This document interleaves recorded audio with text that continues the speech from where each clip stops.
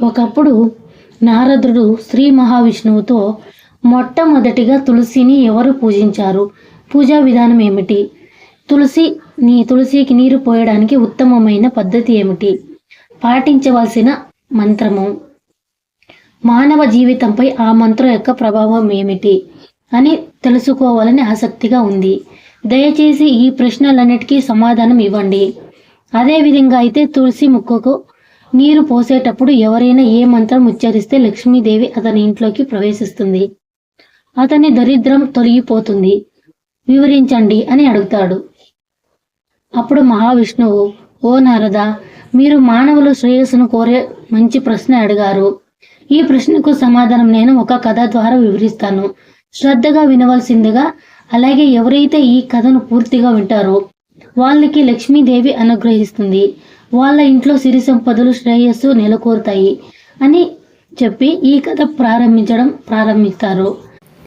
ఓ నారద, ఒక నగరంలో ఒక మూర్ఖుడైన బ్రాహ్మణుడు ఉండేవాడు. అతను పుట్టుకతోనే బ్రాహ్మణుడు, కానీ అతనుడు ఏ పూజ లేదా దానము, జపము లేదా హోమాలు చేయలేదు. అతను ఎల్లప్పుడూ ఇతర మహిళలతో ప్రేమ విలాసాలు కొనసాగించేవాడు. అతను చెడు గుణాలకు కలిగి ఉన్నాడు. అతను మనసు అపవిత్రం చేసుకుంటున్నాడు, పశ్చాత్తాప పడలేదు. అతను ఒక పైసా కూడా విరాళం లేకుండా ఎవరికి ఇవ్వలేదు. ఈ విధంగా ఆ బ్రాహ్మణుడు చాలా సంవత్సరాలు జీవించాడు. అతను తోటలో ఒక సువాసన గల గంధపు చెట్టును చూస్తాడు. అది చూసి అతని మనసులో కోరిక కలుగుతుంది. అతను ఆ చెట్టు వద్దకు వెళ్ళి దాని ఆకులు మరియు కొమ్మలను తీసి విక్రమించాలని ఆలోచనలతో వెళ్తాడు. గంధపు సువాసనతో ఆ చెట్టుపై చాలా విషపూరితమైన నల్లపాము కూర్చొని ఉంటుంది. అప్పుడు ఆ బ్రాహ్మణుడు ఆ చెట్టు కొమ్మను నరికాడు. దాని కారణంగా ఆ పాము కూడా గాయపడింది మరియు తెగిన వెంటనే ఆ భయంకరమైన పాము పడిపోయింది. అతనికి కాటు వేస్తుంది. దానితో ఆ క్షణంలోనే అతను మరణిస్తాడు. ఆ ప్రదేశానికి 2 యమదూతలు వచ్చి అతను తీసుకెళ్తారు. దారిలో, ఓ దూతలారా, నన్ను ఎక్కడికి తీసుకెళ్తున్నారు? నన్ను విడిచిపెట్టండి అంటూ యమదూతలను విలిపించడం మొదలుపెట్టాడు.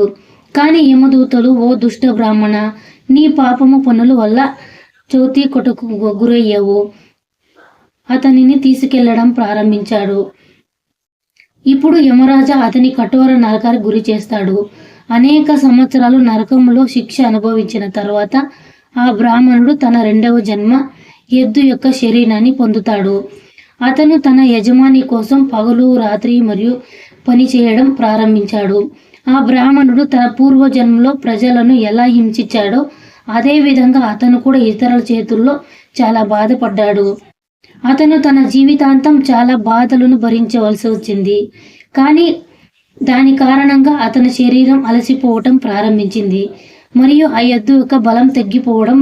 దాని యజమాని దానిని ఒక కుంటి మనిషికి ఇచ్చాడు. అప్పుడు ఆ కుంటి మనిషి ఎద్దును తనను మోయడానికి ఉపయోగించేవాడు. అతను దాని వెనుక కూర్చొని తిప్పేవాడు.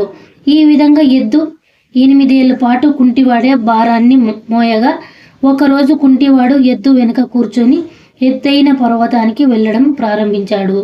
చాలాసేపు ఆ పర్వతం మీద తిరుగుతూ ఎద్దు బాగా అలసిపోయి బలం తగ్గిపోయి కొంతసేపటికి ఎద్దు మూర్ఛపోయి నేల మీద పడిపోయింది. ఇప్పుడు తన శక్తికి మించిన శ్రమించడం, ఆఖరి శ్వాస తీసుకోవడం ప్రారంభించింది. ఎద్దు ప్రదేశం నుండి కదలలేకపోతుంది. అక్కడ నిలబడి ఉన్న ప్రజలు ఆ ఎద్దుపై చాలా జాలిపడి అతని నోటిలో నీరు పోయడం ప్రారంభించారు. ఆ ప్రదేశానికి ఒక వేశ్య వస్తుంది. వేశ్య కూడా ఎద్దు నోట్లో నీళ్లు పోసి పుణ్యం వచ్చేలా చేసింది. ఆ తర్వాత ఆ ఎద్దు చనిపోయింది. ఇది చూసిన వారంతా ఆ ఎద్దుకు నియమనిష్ఠులతో నివాళులతో అర్పించి అంత్యక్రియలు చేసిన తర్వాత కుంటివాడు అక్కడి నుంచి వెళ్ళిపోతాడు మరియు ఆ బ్రాహ్మణుడు ఆత్మను ఆ ఎద్దు శరీరం నుండి బయటికి తీసి యమలోకానికి తీసుకెళ్లి యమరాజు ముందు నిలబెట్టారు. ఆపై చిత్రగుప్తుడు అతని ఖాతాను చూసినప్పుడు అతను ఆశ్చర్యపోతాడు. ఆ ఋషభానికి ఆ వేశ్య ఇచ్చిన పుణ్యం చాలా గొప్పది. ఆ పుణ్యం ప్రభావం వల్ల అతను జన్మ జన్మల పాపాలు నశిస్తాయి. అప్పుడు ఆ బ్రాహ్మణుడు పాపాలన్నీ మన్నించి యమరాజు ఇలా అంటాడు, ఓ బ్రాహ్మణ, నువ్వు పూర్వ జన్మలో అసంఖ్యమైన పాపాలు చేశావు, కానీ ఈ జన్మలో నువ్వు ఎద్దుగా మారి యజమానికి బాగా సేవ చేశావు. అయినా అనేక పాపాలు శిక్ష అనుభవించావు. నువ్వు ఇంకా బాధపడాలి, కానీ ఆ ఒక్క వేశ్య నీకు చేసిన పుణ్యం వల్లనే నీ జన్మ జన్మల పాపాలు నశించిపోయాయి. కావున నీకు మానవ జన్మం లభిస్తుంది అని భూలోకానికి పంపిస్తారు. ఈసారి భూలోకానికి వచ్చి ఆ గొప్ప పుణ్యం వల్ల ఒక మంచి బ్రాహ్మణ కుటుంబంలో పుడతాడు. ఆ బ్రాహ్మణుడు పెద్దయ్యాక తన పూర్వజన్మని విషయాలన్నీ గుర్తుకు తెచ్చుకుంటాడు. అతను ఎద్దుగా ఉన్నప్పుడు ఒక వేశ్య అతనికి తన పుణ్యాన్ని ఇచ్చింది. అందుకే అతనికి ఆ గొప్ప పుణ్యం గురించి తెలుసుకోవాలని కోరిక కలిగింది. అతను ఆ వేశ్య వెతుకుతూ అనేక దేశాలు తిరిగాడు. అతను అన్నిటినీ విడిచిపెట్టి ఆ వేశ్య గురించి తెలుసుకోవడానికి బయలుదేరాడు. ఇప్పుడు అతను అనేక తీర్థయాత్రలు వెళ్తాడు. దాని కారణంగా అతని మనస్సులో భగవంతుడిపై భక్తి నింపాడు. మరియు చివరకు అతను ఆమె నగరానికి వెళ్తాడు. ఆ వేశ్య ఇప్పుడు ముసలిదైపోయింది.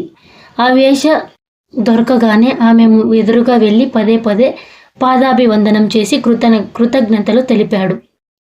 ఓ బ్రాహ్మణ, నీవు ఎవరు మరియు ఎందుకు నాకు కృతజ్ఞతలు తెలుపుతున్నావు అని అడుగుతుంది. అప్పుడు ఆ బ్రాహ్మణుడు, ఓ తల్లి, నా పాప పుణ్యాల వల్ల నేను నా పూర్వజన్మలో ఎద్దుగా మారవలసి వచ్చింది. చాలా సంవత్సరాల క్రితం నేను చనిపోతున్నప్పుడు నువ్వు నాకు నీ పుణ్యం ఇచ్చావు. నీ పుణ్యం వల్లనే ఈ రోజు నేను మళ్ళీ మనిషిగా పుట్టాను. అదే పుణ్యం వలన పూర్వజన్మంలో అన్నీ గుర్తుకొచ్చాయి.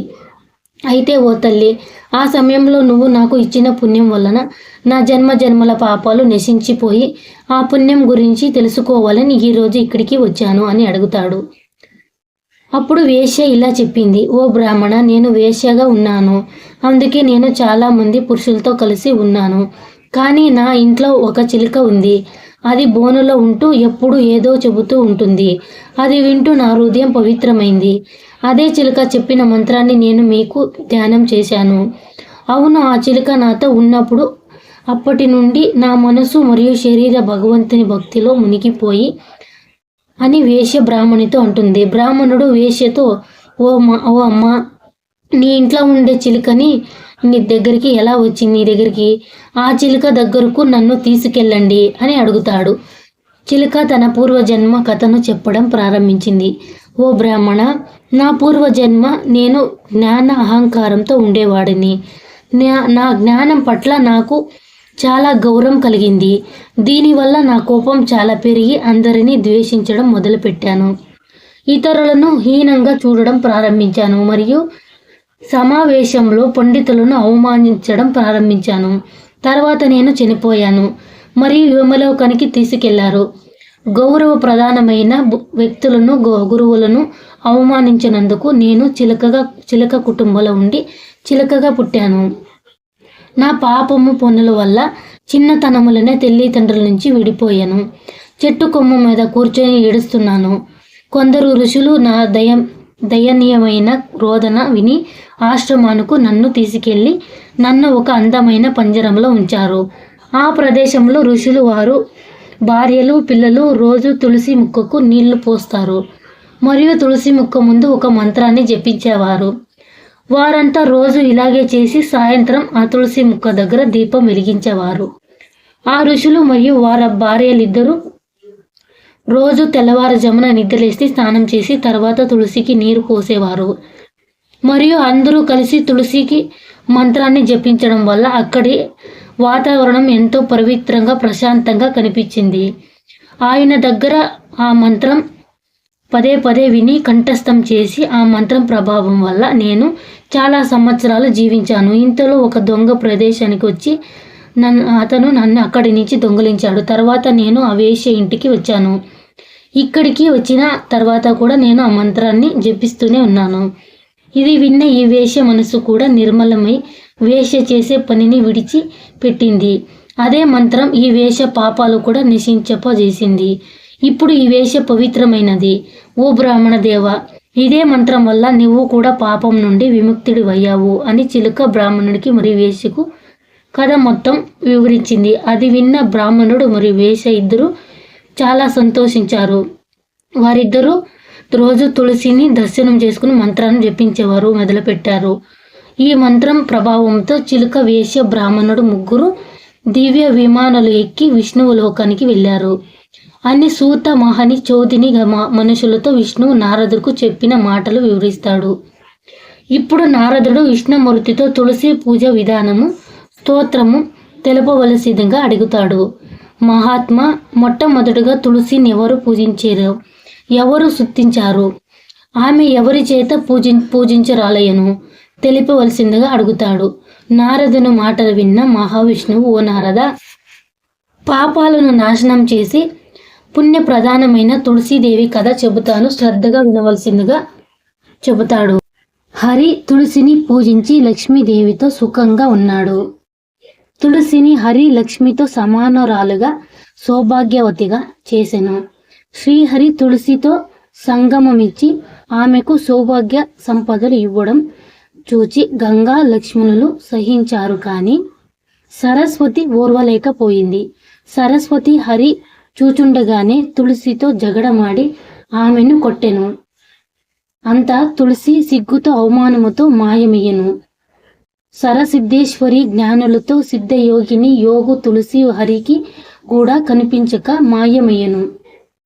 తులసి కనిపించినందున హరి సరస్వతికి నచ్చచెప్పి ఆమె అనుమతి పొంది పిదపు తులసి వనానికి వెళ్ళెను. అచట శ్రీహరి స్నానము చేసి తులసి సతిని భక్తితో ధ్యానించి పూజించి స్తుతించెను. శ్రీ మాయా మన్మత వాగ్ బీజములను బృందావని పదమునకు చతుర్థి విభక్తి యచుర్చి స్వాహ.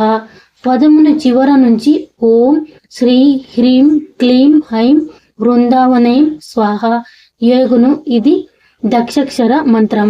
ఇది కల్పతరువు పట్టింది. ఈ మంత్రముతో విధి ప్రకారముగా తులసిని పూజించినవాడు తప్ప సకల సిద్ధులు పొందగలుగుతాడు. నారద, నేతి దీపము, ధూపము, సింధూర చందనములు, పూలు నైవేద్యము, వీటితో తులసికి షోడోపచార పూజలు చేయవలను. ఈ విధంగా పూజించి హరి తులసిని స్తుతించగా తులసి ప్రసన్నమై వృక్షము నుండి హవిరించింది. హరి చెర కమనములు చెరును వేడెను. అప్పుడు విష్ణువు తులసితో, నీటిట్లో నీవు సర్వ పూజలు అందుకోగవు, నిన్ను వృక్షముందు ధరిస్తాను అని వరమిచ్చి హరి తులసిని వెంట తీసుకెళ్లాడు. హరి తులసిని సరస్వతులకు చెయ్యి కలిపి సరస్వతి అనుమతితో శ్రీహరి తన మందిరంకి వెళ్ళాను. అప్పుడు సరస్వతియే స్వయంగా తులసిని హరి పక్కన కూర్చోబెట్టెను. లక్ష్మీ గంగలు దాని సంకేతము సతసిచ్చి సవినియోగంగా తులసి నింటి లోపలికి ప్రవేశపెట్టారు. బృందావని, విశ్వపూజిత, విశ్వపావని, పుష్పసార, నందిని తులసి, కృష్ణ తులసి, అతను తులసి నామష్టకమును అర్థవంతుగా చదివి పూజించేవాడు అశ్వయోధ యోగము చేసిన ఫలితం పొందును. కార్తీక శుద్ధ పౌర్ణమి తులసి జన్మదినము. ఆనాడు తులసిని పూజ యథావిధిగా చెయ్యవలెన శ్రీహరి చెప్పును. నిష్కల్మషమైన భక్తితో విశ్వపావని యోగు తులసిని పూజించిన వారు సకల పాపాల ముక్తులై విష్ణువు లోకము చేరుకోగలరు. కార్తీకమును వైష్ణవునకు తులసి పవిత్రము పత్రము దానం ఇచ్చనాడు.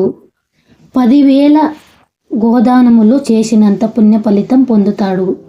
తులసి స్తోత్రము విన్న మాత్రాన పుత్రులను లేనివాడు పుత్రులను, భార్య లేనివాడు భార్యను, బంధువులు లేనివాడు బంధువులను పొందగలుగురు.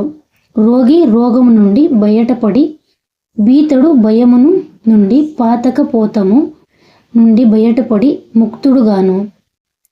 ఏ పుష్పము తులసికి సాటి రాదని వేదము నందు చెప్పబడింది. విశ్వపావని, సర్వపూజ్య, జీవకృతి, ముక్తిదాయని, హరిభక్త ప్రదాయని అని తులసిని ధ్యానించి సర్వ పాపాల నుండి విముక్తులు అవుతారు. ఓం హ్రీం శ్రీం క్లీం హైం బృందావనే స్వాహ. ఓం శ్రీం హ్రీం క్లీం హైం బృందావనే స్వాహ. తులసి ముందు ఈ మంత్రాన్ని ప్రతిరోజు జపిస్తే ఇల్లు అపరిమితమైన సంపదను పొందుతుంది. ఆ ఇంట్లో లక్ష్మీదేవి నివాసిస్తుంది. ఇది తులసి మంత్రం కావున తులసి ముందు ఈ మంత్రాన్ని జపించిన వారికి పూర్ణ ప్రాప్తి కలుగుతుంది. అన్ని లోపుల తొలగుతాయి. ప్రతిరోజు సాయంత్రం తులసి దగ్గర దీపం పెట్టి తులసి విష్ణువును పూజించి విష్ణువుని వారు సర్వ పాపాల నుండి విముక్తులు అవుతారు. మరణం సమయంలో నోటిలో తులసి ఆకులు నీరు పోసి స్వర్గానికి చేరుతారు. అతడు సర్వ పాపాల నుండి విముక్తుడై విష్ణు నివాసానికి వెళ్తాడు. ఈ మంత్రం ప్రభావం వల్లనే బ్రాహ్మణుడు, వేశ్య, చిలుక విష్ణువు లోకాలకి చేరుకున్నారు. ఈ విధంగా విష్ణువు నారదునికి చెప్పి తులసి మంత్రాన్ని సుతుడు సౌనది కాది మనులకు తులసి మంత్రం యొక్క ప్రాముఖ్యతను వివరించాడు. ఓం శ్రీ తులసి దేవో నమః. ఈ వీడియో కనుక మీకు నచ్చినట్లయితే ప్లీజ్ వీడియోకి ఒక లైక్ కొట్టి మా ఛానల్ని సబ్స్క్రైబ్ చేసుకోండి. మా ఛానల్ని సబ్స్క్రైబ్ చేసుకుంటే వీడియోలు ముందుగా మీకే వస్తాయి.